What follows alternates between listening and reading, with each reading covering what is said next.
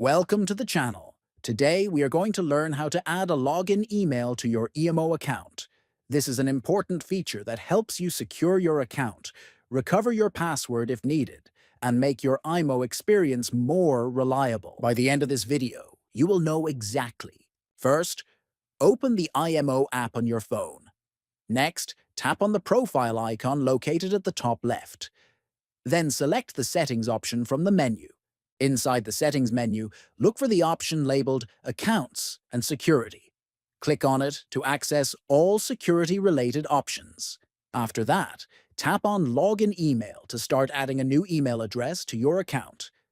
Now, click on the Add button and carefully enter the email address you want to use.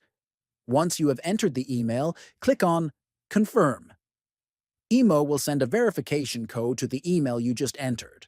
Check your email inbox, copy the verification code, and return to the IMO app to paste it in the required field. Finally, after entering the code, your email will be successfully added to your IMO account. Adding a login email to IMO helps secure your account and ensures you can recover it if necessary. If you found this guide helpful, make sure to subscribe to the channel, give this video a thumbs up, and share it with friends who might need it. Thanks for watching.